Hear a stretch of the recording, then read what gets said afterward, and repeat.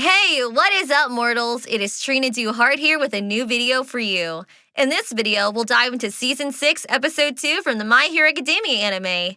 I just wanted to greet you guys by saying, just sit back and relax. You're in for a treat. So, let's get started. The second episode of the season does not disappoint. Lots of action, great pacing, and somehow a lot of new anime original scenes? Stick around to find out more about this crazy entry in the My Hero Academia series. This episode received the title of Mirko, the number 5 hero, corresponding to Chapter 262's title, and it covered Chapters 261, 262, and most of Chapter 263. Just like in the first episode of Season 6, we start with a recap of the world. Rather unnecessary this time around, to be honest, especially with it being a shortened version of last week's recap, now accompanied by a new recap pertaining to the events of the previous episode, as if we didn't see it already, but let's continue. The recap lasted for 2 minutes and 32 seconds before going straight into juicy new manga content. We start the coverage of Chapter 261 with Johnny's farewell. Seeing someone crushed by debris has never been so painful. Hashtag justice for Johnny.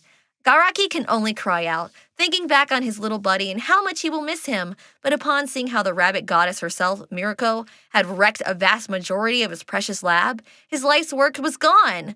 Witnessing this atrocity, Dr. Garaki screamed, transitioning us into our sweet new Season 6 opening once more. No notable changes in there, so let's move on. Upon cutting back from the opening, we don't return to manga coverage just yet, as we instead get an anime original scene. In it, we see Mandalay alongside the hospital rearguard team evacuating the hospital people, and seconds later, we go back to the manga content as Mirko informs the team that she had found a bunch of strong-looking Nomus alongside the old geezer Garaki, who she wasn't entirely sure being the real one, so a kick was in order to either confirm or deny it. Endeavor wanted him alive, so he ordered the rabbit hero to bring him in that state, to which he responded by saying that a kick or two wouldn't take him out. Endeavor reassured that he would be going there himself, but that it might take some time. The multiple quirk abominations surrounded him. After saying this, we enter an anime-only scene that consists of a one manga panel fight extension, a common occurrence in the My Hero Academia anime as long as you weren't Mirio vs. Overhaul. This extension ends with a still frame taken straight out of the manga. Just like that, we segue into manga territory briefly, with Mandalay giving an update about the evacuation. It had just been completed. As she passed the update, we were given yet another anime original scene showing Cress's team entering the secret passageway toward the laboratory. But we weren't out of anime original content just yet. A new scene was shown where Endeavor and Razorhead worked together to take out a group of Nomus. This was followed by Enji complimenting Aizawa's quirk, asking him to be his sidekick, but the latter refused as he still needed to take care of his lousy students. Priorities are priorities for a reason, after all. Once more, we get another anime original scene to pad out the runtime without having to cover more than the agreed-upon manga material for the episode. In this segment, we were shown that Burning contacted the very off-model Deku and Uraraka to tell them that Team Endeavor had engaged in combat and that an evacuation of the entire city was now underway, their job being to evacuate their designated areas. The other students nearby got the order as well, and we then get what's supposed to count as comedy in the show by having an angry Bakugo complaining about having to evacuate civilians when he could be fighting in the front lines. This is followed by a dramatic, "I'm screaming quite loudly, so you should be doing what I said" move, as he tries to do his assigned job evacuating people in an explosive way. All the students rush to their designated areas, and at last, we return to covering the manga. We are finally seeing Crest again. Surprisingly, the number 6 hero received his character info introduction here while activating his quirk, which is earlier than the manga version. That waited until Chapter 262, while he was holding back a high end. A beautifully animated transition with a multitude of purple Nomu tanks brought us back to Mirko, who was ready to kick Dr. Kyudai Garaki. The feeble doctor cried out for mercy, but it fell on deaf ears as the rabbit lady was set on kicking him no matter what. At that instant, we get an anime-only scene of the doctor alongside All For One successor, Tomer Shigaraki, telling him that if Dabi hadn't failed to retrieve Hood, things would have gone more smoothly. The other ones, Nomus, were still in the testing stages, and without his master around, their production would have gone without a halt. The base dialogue by itself was in the manga, in this case, the doctor talking to himself. Still, the change of it to become a conversation alongside all the visuals shown, Garaki with Shigaraki, was wholly made up for the anime adaptation. In real time, he considered using his controller but decided against it. Hood had taken 10 hours to stabilize, so at the very least, the rest needed half a day. But now wasn't the time to be picky. With the decision now made, he pulled out the controller once more, but Mirko kicked his way with the intent of destroying it, the doctor's arm only being saved as a little Nomu known as Mocha had hit the number 5 hero at the right time. This small one had a copy of Twice's quirk, But before it could do much, Mirko kicked its head in, sending it to join Johnny in the afterlife. Hashtag justice for Johnny and Mocha.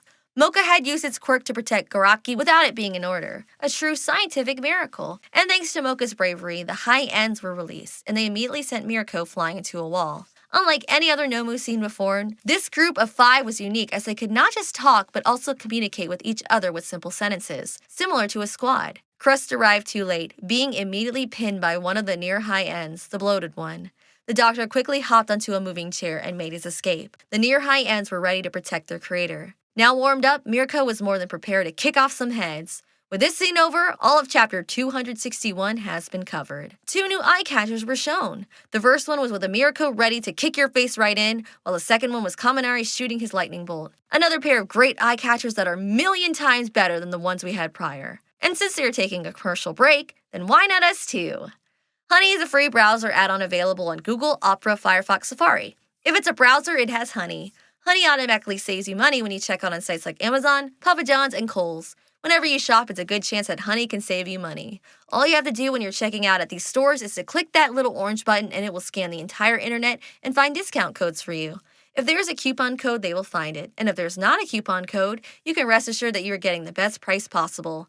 If you install Honey right now, you can save like $50 to $100 on your shopping, doing nothing. There's literally no reason not to install Honey. It takes 2 clicks, 10 million people use it, 100,000 5-star reviews. Unless you hate money, you should install Honey. Now that we are back from a break, let's resume with the episode. Now starting to cover manga chapter 262, we begin with Crust defending against the bloated Nomu, who was blocking the way. If the shield hero failed, Mirko would suffer the consequences, so he pushed on. Going back to Garaki, he began to explain what Nomus were, their classifications, and most importantly, how hard they were to produce without the aid of All for One. Towards the end of this exposition, we got our last glimpse of Johnny, Warp, and Mocha, Double, who were sending to heaven, apparently. Perhaps justice had been served, or maybe only revenge could satiate their hunger. Off with her limbs, they probably shouted from within. Suffer for the rest of eternity she must. One thing was clear to the doctor at this very moment. Escaping with Shigaraki was his main priority.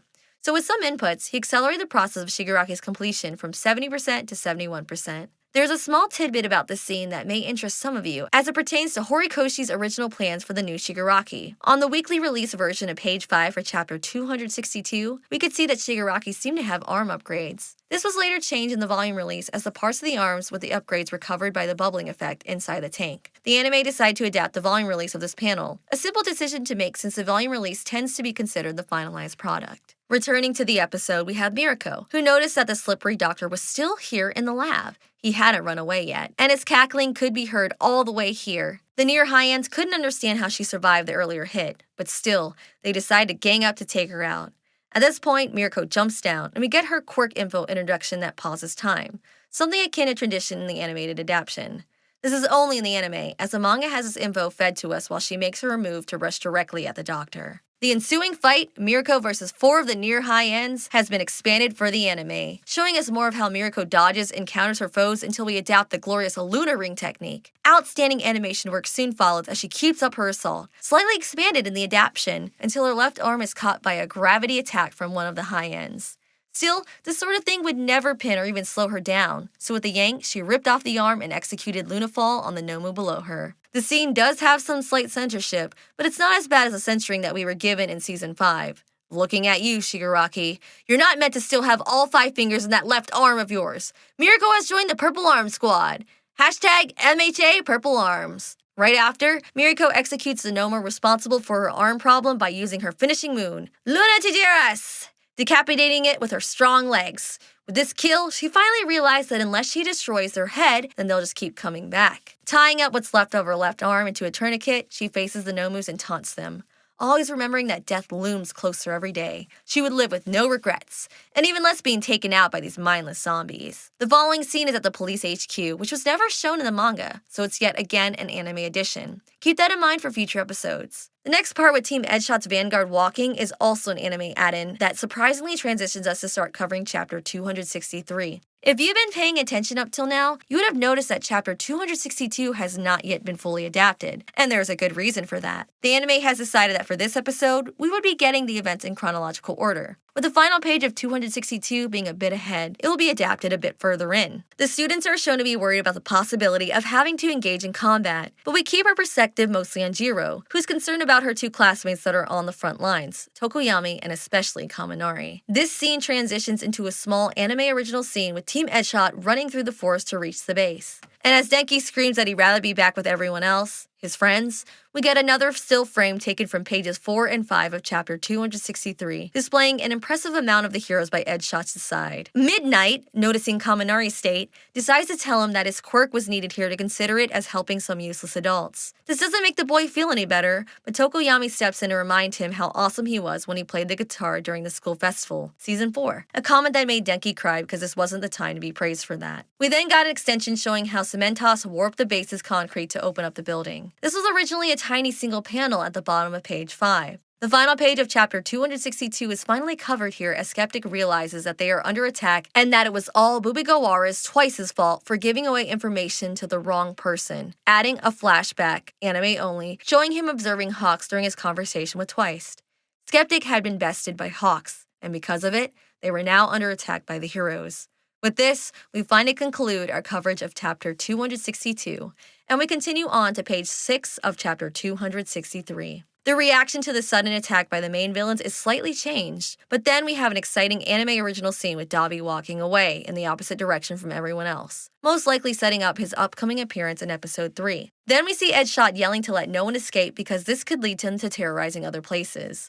Midnight, seeing that Denki is still nervous, comforts him by saying that if he can't focus on random people elsewhere, he can think of the person who matters the most to him. Denki turns around and looks behind him, stating internally that he wants to be with all of his friends, especially Jiro. Then we transition through the forest to see her hoping for him to complete the mission quickly and safely, giving a moment for the shippers to rejoice as this ship has been dead for a while. Even the mangaka himself, Horikoshi, has a different pair in mind. The vice commander then tells Skeptic that the heroes got them good, so they should shake things up a notch, so he steps forward, ready to lead a counterattack on the heroes. The liberation and revolution were about to commence. Taking out a taser, he uses his quirk, Amplivolt, to amplify the current to full power. His powerful quirk would wipe out everyone up front. Upon feeling this, Denki charged forward swiftly without hesitation. Tokoyami, who had been beside him, could only remember when they practiced together and how he wanted to keep going a little longer to help Jiro. From this statement, Hawk's apprentice deduced that Kaminari was a man who cared deeply for his friends from the bottom of his heart. The vice commander unleashes an attack called Supreme Discharge, Thundernet,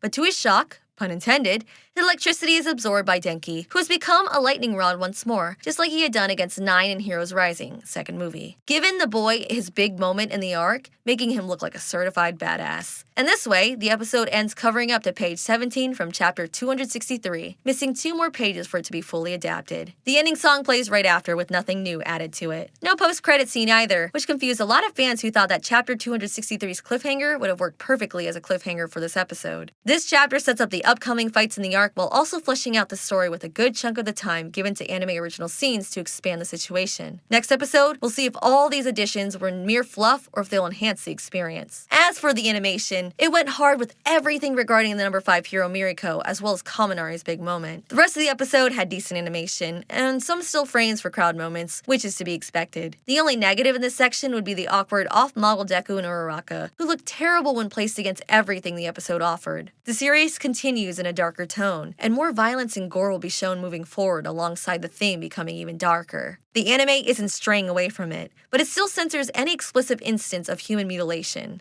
Understandable for the time slot it's aired on, but fans would appreciate it more if there was no censorship to speak of. Overall, this episode, just like the last one, was executed very well with manga coverage and smooth animation. The overall pacing did tank quite a bit, though, as minutes of anime original content dragged the first half of the episode to cover a singular manga chapter. One that was frenetic, suspenseful, and full of action. The episode was still good for manga readers and most likely loved by anime-only watchers. As long as the quality remains consistent, Season 6 is sure to be a great season of My Hero Academia. In the comments, let us know what you're looking forward to the most in the upcoming episodes. And don't forget to join us next time as we cover the 3rd episode of Season 6 titled One's Justice. With that being said, I bid you all farewell. Thank you all for indulging yourselves in all this information thus far. I hope you enjoyed it. Now, there are a few more things that I'd like to go over before the video ends. Firstly, if you're in the mood for some great storytelling, We the Celestials has got you covered. Our We the Celestials, My Hero Academia, and Naruto What If channels retell the story of the namesake anime with a twist. Check it out if you're interested. Secondly, on behalf of We the Celestials, I'd like to thank everyone involved in the production of today's awesome content. Their details can be found in the description below. Lastly, if you're interested in what we do here at We the Celestials, then I'd like to extend you an invitation to join the team. The only caveat being that we only accept members from 16 years and up to join our crew.